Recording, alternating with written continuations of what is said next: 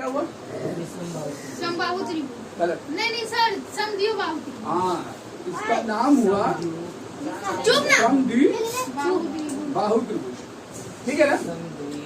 तो समद्विबाहु त्रिभुज का खासियत क्या होता है कि समद्विबाहु त्रिभुज में जब भुजाएं बराबर होंगी तो उससे संलग्न दो कोण भी बराबर होंगे। अगर ये 30 डिग्री का होगा तो ये भी 30 डिग्री का।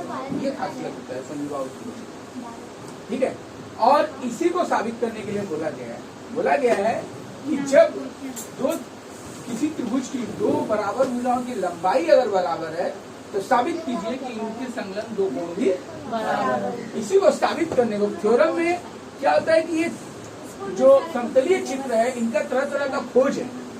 गणित के विद्वानों ने इस तरह का खोज किया है कि जैसे त्रिभुज की तीनों अंतःकोणों को जोड़ दिए तो 180 होगा, फिर कोई पैदा नहीं होगा तो उसको 181 कोई दिखा सके। 180 बोले तो 180 होगा, न 189 होगा न 181 होगा, 180। ये सब क्या प्रमाणित बात है। और इसी प्रमाणित किया हुआ बात को जब हम लोग अपने ढंग से प्रमाणित करते हैं गणित की पद्धति से, इसी को हम लोग थ्योरम या प्रमेय बोलते हैं। ठीक है, थ्योरम प्रमेय जहां तक हो सके अपने से बना के लिखो। रटने वाला हिसाब में क्या भूलभाल हो जाएगा, ए बी सी सी बी ए याद करो, सब कंफ्यूज लगो, भूल जाओ। एग्जैक्ट अगर बोला जाए, अगर सही तरीके से थ्योरम करना है तो खुद से बना के बाय कॉन्सेप्ट बाय रूल्स बनाओ खुद से। कैसे बाय रूल्स बनाओगे? देखो, क्वेश्चन है तुम्हारा,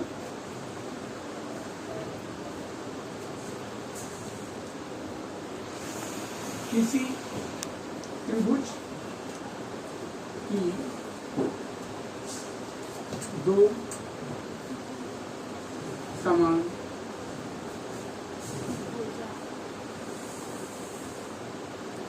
भुजाओं से संलग्न दो कोण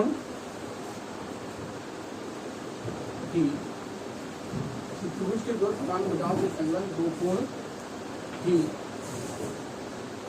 समान होते हैं। ये हमारा प्रश्न है थ्योरम में।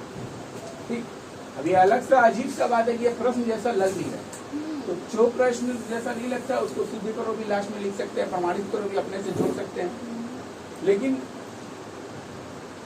हम लोग इसका प्रश्न अलग से बनाएंगे, थ्योरम में अलग से भी प्रश्न बनाया जाता है, इसीलिए वो प्रश्न जैसा नहीं दिखता है। तो सबसे पहले क्या करेंगे कि जिस चित्र के बारे में जिक्र हो रहा है वो चित्र बनाएंगे। तो त्रिभुज की बात हो रही है, हम लोग त्रिभुज बनाएंगे। सर खुद से बनाएंगे? हाँ, आप पेंसिल से भी टांग सकते हो, स्केल से भी टांग सकते हो, बहुत ज्यादा गाड़ी करने की जरूरत नहीं, सीधे सीधे एक त्रिभुज का भी बना दो। ऐसा त्रिभुज बनाओ तो जिसका दो भुजा लगभग बराबर लगे। ठीक है, एक ए बी और सी, इस तरह का चिन्ह देने का मतलब ये दोनों भुजा बराबर। गणित में ये एक पैटर्न बराबर दिखाने का। ठीक है, अब चित्र बोला, चित्र बना लिए। अब चित्र में कैसे बनाएं, किसको ए किसको बी किसको सी पकड़े, वो एक्सप्लेन करेंगे फर्स्ट लेक्चर। ठीक है, कैसे? एंगल प्रदत्त भी लिख सकते हैं या ऐसे लिख सकते हैं दिया गया है कि, दिया गया है कि ए बी सी एक त्रिभुज है जिसकी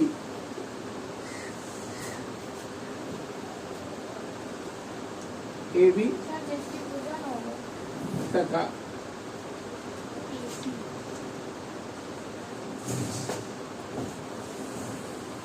तुम इसको शॉर्टकट में ऐसे भी लिख सकती हो,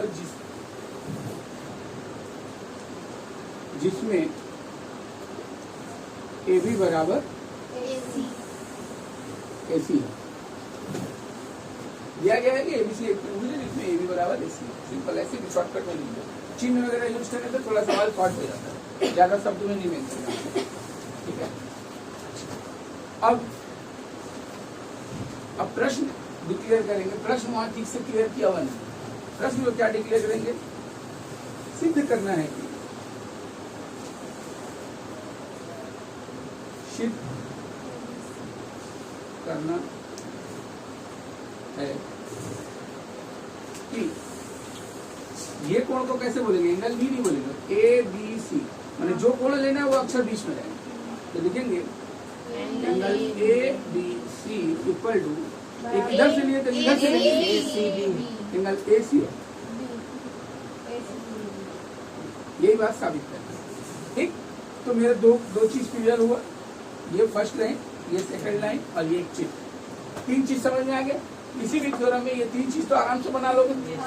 चतुर्भुज बोलेगा चतुर्भुज बना दोगे, चतुर्भुज में किसको ए बी सी पकड़ोगे, जिसकी 4 भुजा, पंचभुज होगी जिसकी 5 भुजा होती है, जिस समतलीय चित्र की 5 भुजा होगी पंचभुज हो गया। ठीक है, और प्रश्न तुम बना ही लोगे, जो पूछा जा रहा है उसको डिक्लेयर कर लो। चतुर्भुज स्क्वायर को ना बोलेंगे, स्क्वायर का पर्टिकुलर मीनिंग है कि प्रत्येक भुजा बराबर है। ठीक है, चतुर्भुज आयत भी है, चतुर्भुज वर्ग भी है, चतुर्भुज तुम्हारा बर्फी भी हो जाएगा, रोम्बस। अच्छा ठीक है, अब ये यहाँ तक हो गया। अब क्या करेंगे, कभी कभी साबित करने के लिए हम लोग गणित में x मानते हैं और यहाँ पर थ्योरम में हम लोग एक एक्स्ट्रा लकीर खींचते हैं किसी बात को साबित करने के लिए, जब जरूरत पड़े। सब में नहीं, किसी किसी में लगता है। तो यहाँ एक रेखा हम एक्स्ट्रा खींच दिए ए डी, जो प्रश्न में बोला नहीं गया, हम अपने साबित करने की सुविधा के लिए खींच दिए। तो पर्टिकुलर उस बात को जो हम एक्स्ट्रा रेखा खींचे हैं उसके लिए अलग से रचना में मेंशन करेंगे। रचना में केवल वही बात मेंशन करेंगे जो हमने एक्स्ट्रा